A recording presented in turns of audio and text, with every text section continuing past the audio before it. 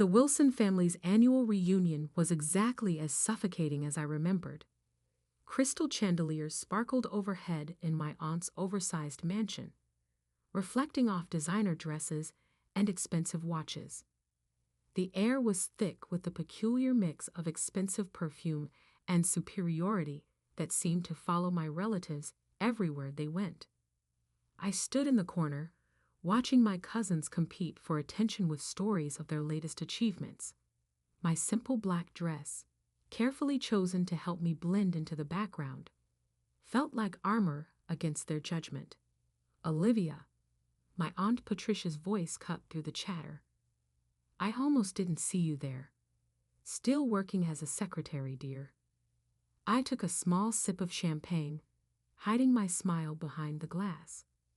"Administrative assistant, actually." "Oh," she raised a perfectly manicured eyebrow. "Still at that little consulting firm? What was it called again?" "Summit Solutions," I replied quietly. My cousin Ethan, fresh from making partner at his father's law firm, couldn't resist joining in. "Come on, Liv. I could get you a real job, something with actual career potential." I thought about the stack of contracts waiting for my signature back at my office. My real office, not the carefully maintained cover I showed the world. "I'm happy where I am, thanks." "Happy?" Aunt Patricia's laugh could have cut glass. "Darling, you're wasting your potential. Your cousins are all executives, partners, real business people, and you're still pushing paper for someone else. If only they knew that someone else was me." The story of how I built my empire in secret started 10 years ago, in this very house. I was fresh out of business school, armed with an MBA and a revolutionary idea for restructuring failing companies. I'd spent months perfecting my pitch, convinced that my family's vast business connections would help launch my career. Instead, they laughed. "Consulting?" Uncle Robert had scoffed. "Leave that to the big firms, girl. Join the family business. Start in the mailroom. Work your way up like everyone else." Everyone else meant my male cousins, of course. The Wilson family's idea of success was strictly defined and strictly controlled. They'd built their fortune through a network of companies, each headed by a carefully chosen male heir. Women were expected to marry well or take subordinate positions, nothing more. That night, I made 2 decisions that would change everything. First, I would build my own company without their help or knowledge. Second, I would make them regret every dismissive word. Summit Solutions began in a tiny office above a Chinese restaurant. My savings covered the rent, barely. But I had something more valuable than money. I understood how companies worked, how they failed, and most importantly, how to fix them. My first client was a small manufacturing firm on the verge of bankruptcy. The owner had been turned down by every major consulting firm in the city. I spent 3 months restructuring their operations, streamlining processes, and negotiating with creditors. 6 months later, they were profitable again. Word spread quietly through business circles about the mysterious consulting firm that could save dying companies. I hired carefully, choosing people who shared my vision and my discretion. Every employee signed ironclad NDAs. My name never appeared on any public documents. I was simply the CEO. As Summit Solutions grew, I maintained my cover as a low-level employee. I kept the tiny office above the restaurant, even as we expanded into a sleek downtown headquarters. When family members asked about my job, I described mundane administrative tasks, watching their eyes glaze over with disinterest. The deception wasn't just about pride, it was strategy. The Wilson family's business empire was built on acquiring struggling companies at rock-bottom prices. My firm's specialty was saving those same companies before they became vulnerable to hostile takeovers. We worked in the shadows, quietly thwarting my family's predatory practices while building our own success. Now, 10 years later, Summit Solutions was one of the most influential consulting firms in the industry. We had offices in 12 cities, a client list that included Fortune 500 companies, and a reputation for turning failing businesses into success stories. And not one of my smirking relatives had any idea. More champagne, dear. Aunt Patricia's voice yanked me back to the present. Though perhaps you should stick to water. I imagine your salary doesn't leave much room for expensive tastes. I accepted the champagne with a practiced smile.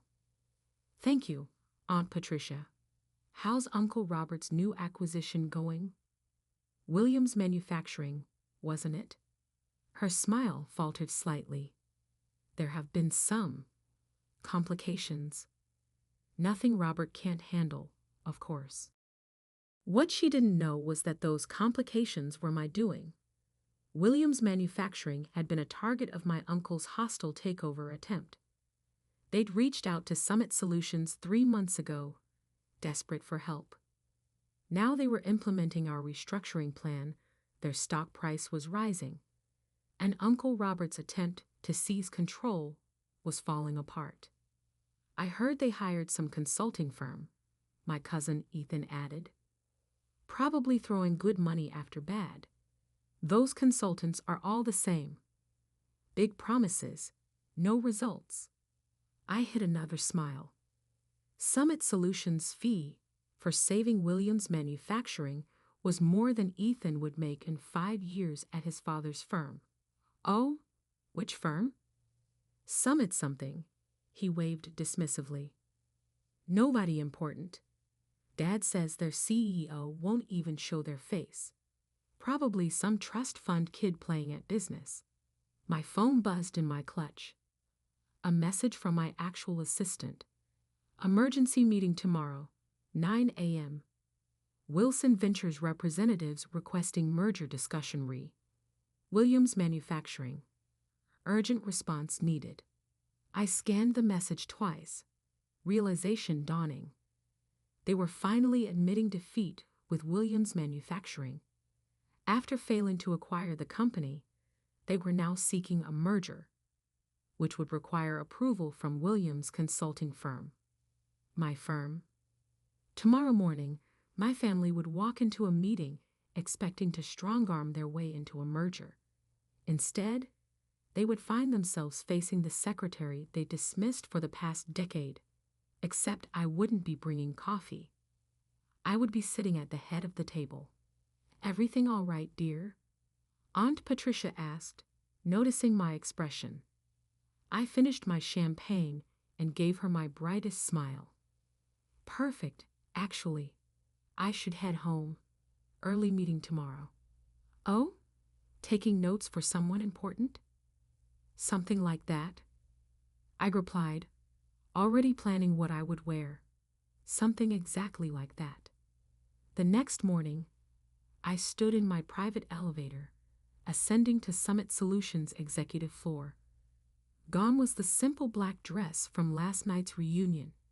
Today, I wore a tailored channel suit in deep navy, a power color for a power move. My assistant, Maya, waited at the elevator doors with a tablet and knowing smile. The Wilson Ventures team arrived early, she reported as we walked. Your uncle seems particularly anxious to meet Summit's CEO. I'm sure he is. I checked my reflection in a glass wall. Perfect. Are they in the main conference room?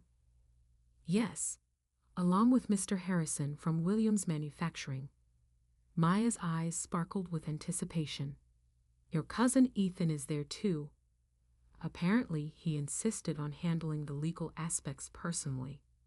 I smiled, remembering Ethan's condescending offer of a real job just yesterday. Who else from the family?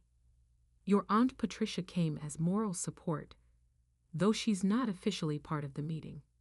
And your cousin James, he's representing Wilson Ventures' finance department.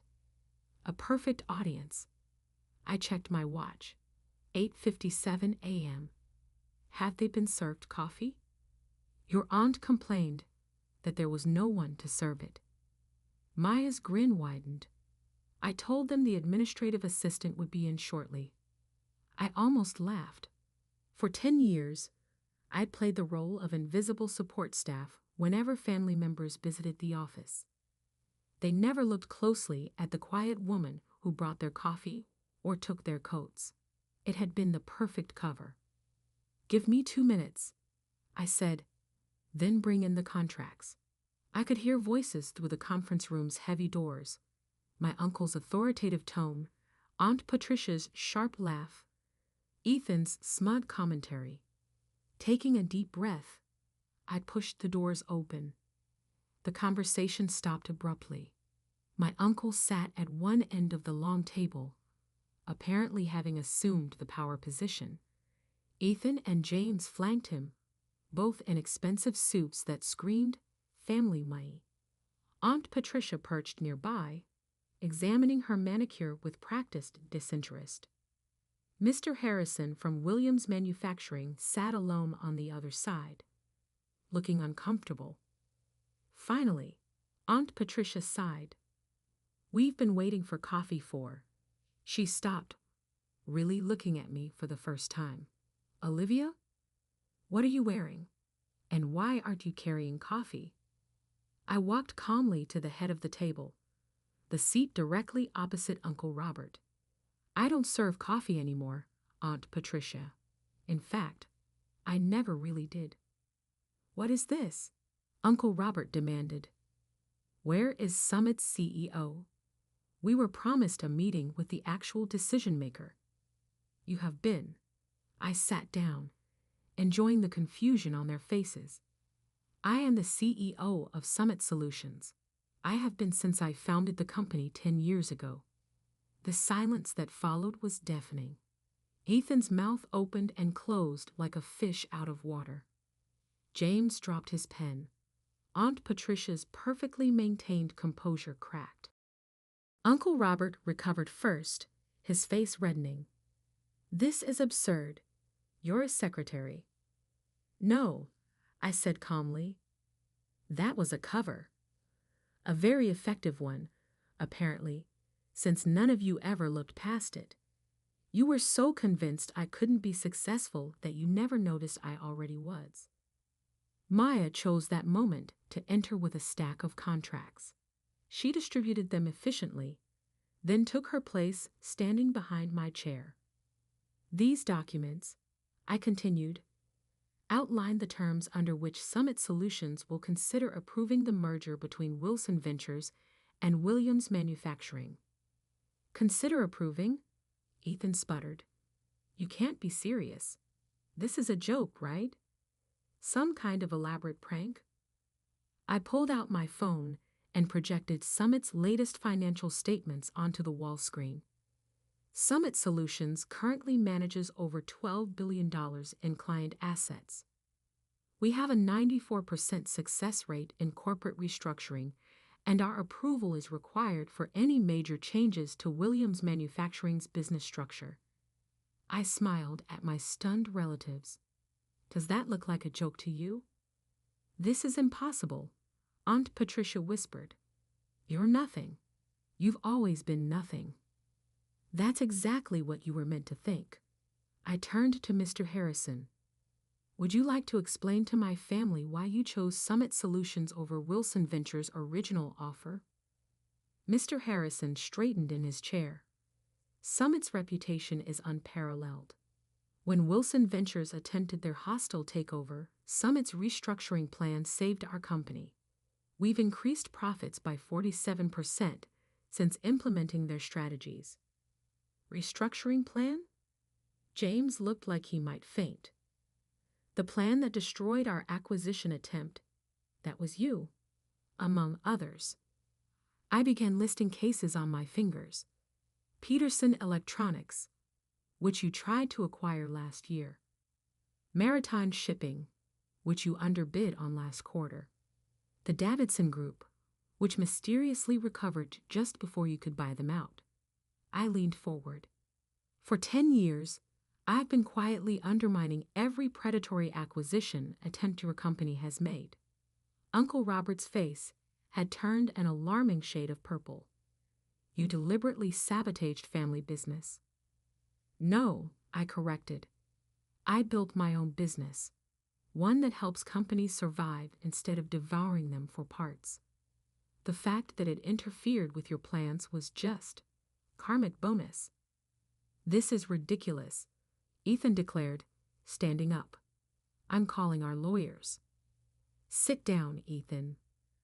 My voice carried an authority that made him freeze. You really should read those contracts in front of you, the ones your firm spent months trying to secure for this meeting. I watched realization dawn on his face. That's right. Your law firm's biggest client this year. That was me too. Maya stepped forward with another document. This is a summary of Summit's current market position and liquid assets. You'll note that we're now in a position to acquire controlling interest in Wilson Ventures if we choose. The room erupted in chaos. Aunt Patricia was practically hyperventilating. James was frantically checking the numbers on his phone. Ethan had collapsed back into his chair, looking shell-shocked. This is blackmail, Uncle Robert growled. No, I said quietly. This is business. The kind you taught me, I'd never be capable of handling. I stood up, smoothing my jacket. You have until 5 p.m. today to review the merger terms. They're very generous, considering our position. If you decline, Summit Solutions will begin purchasing Wilson Ventures stock on the open market tomorrow morning. I headed for the door, then paused. Oh, and Aunt Patricia, that champagne you so graciously offered me last night. I own the vineyard that produces it. Bought it last year. The coffee you were so desperate for this morning. That chain too. I smiled sweetly. Turns out my salary does leave room for expensive tastes after all. The door closed behind me on their stunned faces. In my private office, I finally allowed myself a moment to process what had just happened. 10 years of careful deception, of playing the invisible underachiever, had led to this moment. Maya appeared with a real cup of coffee, my favorite blend from my own coffee chain. Was it worth the wait? I thought about all the times I'd served coffee in this very office, watching my family dismiss me, underestimate me, write me off as nothing more than a secretary. Every single second. My phone buzzed. Messages already pouring in from family members who must have heard about the meeting. I silenced it without looking. They'd have plenty of time to process their new reality. Right now, I had an empire to run. And for the first time in 10 years, I could finally do it without hiding who I really was. The next 48 hours were exactly what you'd expect when a family built on power and appearances suddenly discovers they're not at the top of the food chain anymore. The messages started pouring in almost immediately after the meeting. Aunt Patricia, darling, let's discuss this over lunch. You always were my favorite niece. Ethan, come on, Liv. We were just joking around. Families should stick together. James, you can't do this to us. We're blood. I ignored them all, focusing instead on the rapid-fire emails from Wilson Ventures board members. They weren't stupid. They could see which way the wind was blowing. By noon, they had scheduled an emergency board meeting. By 3, they had voted to accept Summit's merger terms. Uncle Robert, predictably, didn't go quietly. You've betrayed this family. His voice echoed through my office as he barged in unannounced. Maya moved to intervene, but I waved her off. Let him have his moment. Actually, I said, not looking up from my computer, I'd say I learned from this family. Isn't this exactly what you taught us? Seize power, eliminate competition, Never show weakness. We gave you everything. That made me laugh. You gave me nothing, less than nothing. You taught me that I would never be good enough, that my only value was in supporting the men in the family. So I built something better. By deceiving everyone for a decade, I finally looked up at him. By letting you deceive yourselves, you saw exactly what you expected to see. A quiet, unambitious woman who knew her place. That was your mistake, not mine. The fight seemed to drain out of him suddenly. He sank into one of my visitor chairs, looking older than I'd ever seen him. Why reveal yourself now? You could have continued operating in secret. Because it was time. I closed my laptop. Williams Manufacturing isn't the only company you're trying to acquire. There's Thompson Electronics, Maritime Solutions, at least 3 others. Companies with good people, solid products, that just need help restructuring. I'm tired of watching you destroy them. It's business, he protested weakly. No, it's greed, and it stops now. I handed him a folder. These are the final merger terms. Summit Solutions will acquire a controlling interest in Wilson Ventures. We'll restructure the company to focus on building businesses up, not tearing them down. You can stay on as a consultant if you accept the new direction. If not, your golden parachute is outlined on page 3. He opened the folder with trembling hands. You thought of everything. I learned from the best. I smiled without warmth, though not in the way you intended. After he left, Maya brought in a stack of newspapers. Summit's revelation was already making headlines. Secret CEO revealed how one woman built a billion-dollar empire in secret. Wilson family shocked. The hidden success story they never saw coming. My phone buzzed again, this time with a message that actually mattered. My mother, who had divorced Uncle Robert's brother years ago and distanced herself from the Wilson family's toxicity, had sent a single line. I always knew you would show them. The next few weeks were a whirlwind of changes. Wilson Ventures board enthusiastically embraced Summit's new direction. Their stock price jumped 40% on the announcement of the merger. Companies that had feared the Wilson name now sought partnerships. The press couldn't get enough of the story. Aunt Patricia tried to spin it as a heartwarming family success story. We always knew Olivia had potential, she told one reporter. This just proves that the Wilson spirit of entrepreneurship runs in the blood. I responded by releasing archived video of last year's family reunion, where she had spent 20 minutes explaining to everyone why I would never amount to anything. The footage went viral. She stopped giving interviews after that. Ethan attempted damage control in his own way, claiming he had been in on it all along. Unfortunately for him, too many people had witnessed his shocked face in that conference room.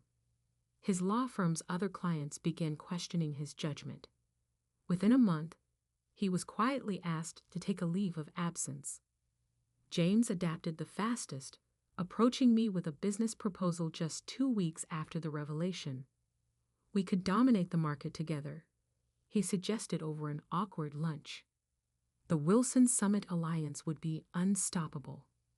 That's not what Summit Solutions is about, I told him. We don't dominate, we elevate.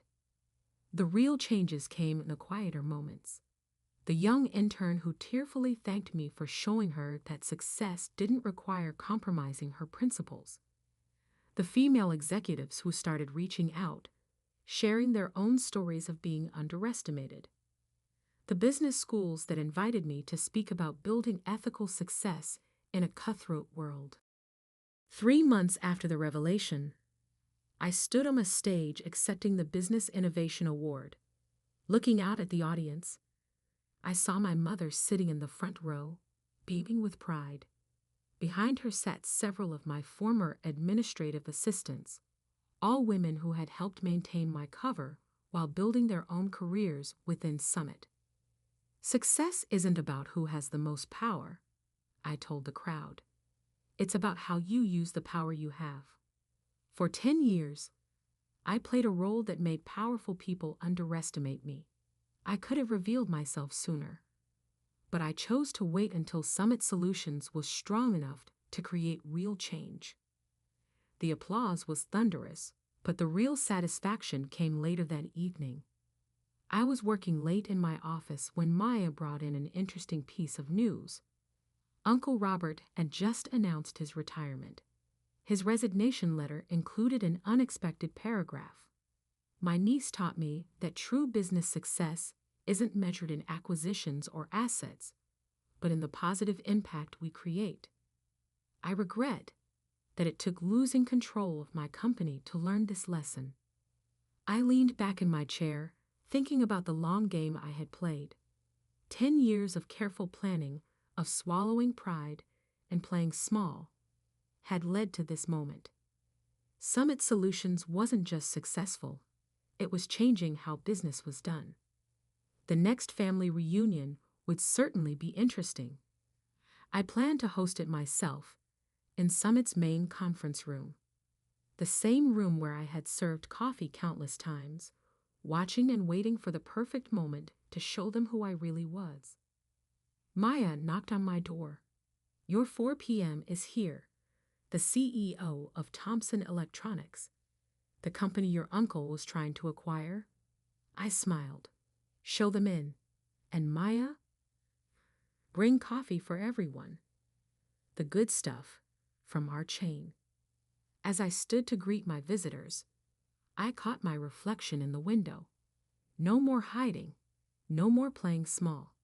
I had built something remarkable, not despite my family's dismissal, but because of it.